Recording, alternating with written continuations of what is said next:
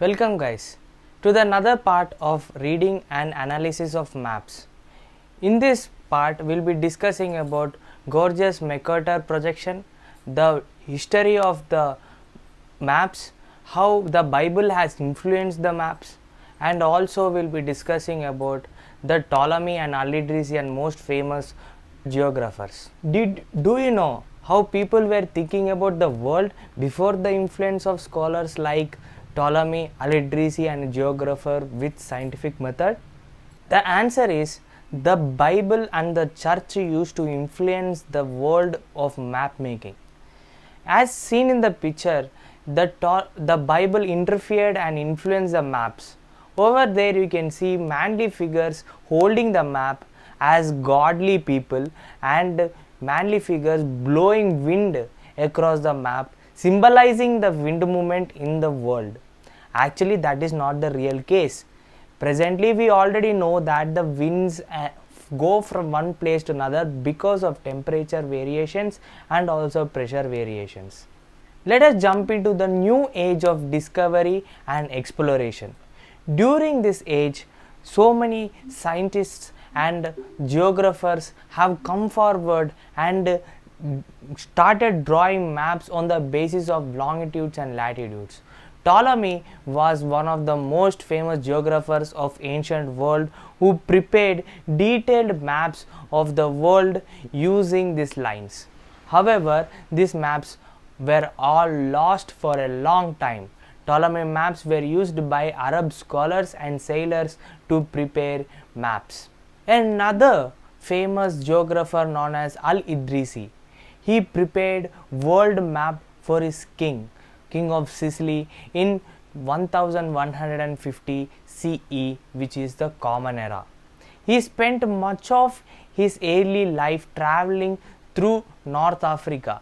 His travels took him to many parts of Europe, including Portugal and French Atlantic coast, Hungary, Africa, Indian Ocean, and Far East, and also gathered many information from Islamic merchants, explorers, and recorded on Islamic maps. With this information, he has created the most accurate map of the world in pre-modern times.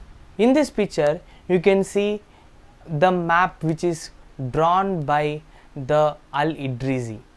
He has drawn it so perfectly, but in this picture you can see the Arab is actually at the center, but in the real world it is not the real thing.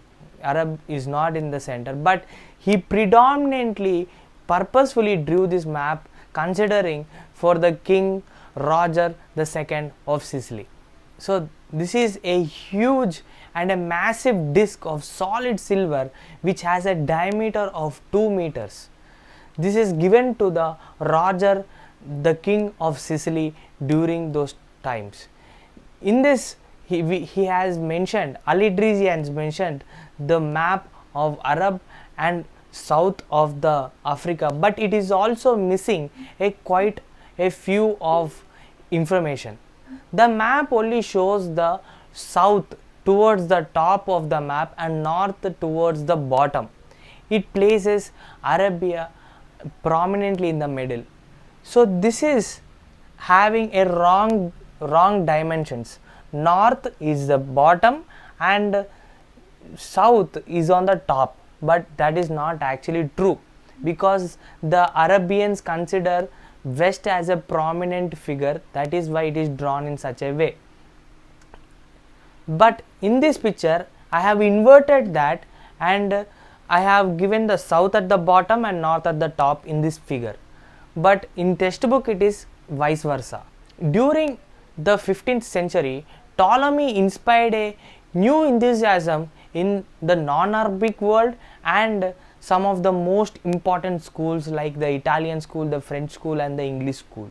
In the 16th century, Holland was the major trading power.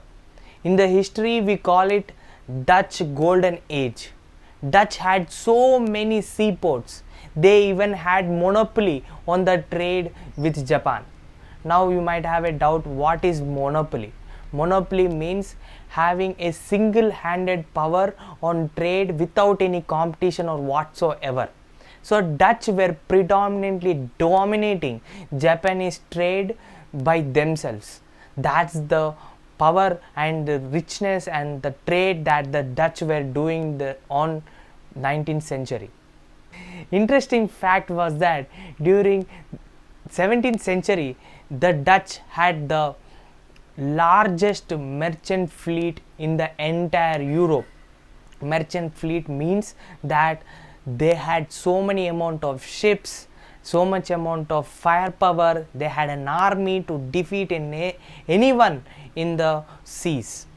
In 1902, the Dutch East India Company was founded. It was the first ever multinational corporation. That was the power of Dutch East Indian Company. We will be hearing about the Dutch East India Company and the East India Company in the coming years. In this picture, you can see that the islands and the map of the world is not accurate. I have drawn a map using black outline. That is what we consider as a world map. But if you go and measure out their sizes, it is not accurate. So let us find a solution for it. The solution for it is the Mercator's projection. As you know, the world is like a ball, but when we draw it on the paper, we cannot show the curvature and have to show it as a flat land. This causes distortion and inaccuracy. Objects will be placed in a wrong directions. So Mercator, the savior and presently known as the father of the maps, world maps, Mercator devised a method for showing the correct shapes and directions of continent. This method is called Mercator's projection. This is still used in the world. In the coming part, we will be discussing how the maps have changed the entire political affairs of one country to another. We already discussed in this video that Dutch were growing in power. Their merchant fleet was also growing. At the same time, the British were also having the eye of the gold and they needed to expand as soon as possible. So the maps and the exploration of the maps began. People started to fund a large amount of money to invest into the business of creation of maps. Everyone needed to know the exact location of where and when and what. This encouraged large amount of people to explore, and sooner or later they will find out a new continent, that is America. So in this coming video we'll be discussing how people accidentally came across the native Indians and killed and massacred the entire America, and instead of going to India they accidentally went to America. So that is a story for another day. I hope I have created curiosity. Keep moving on, keep learning. Don't let Corona come in between of your education. Thank you and have a nice day.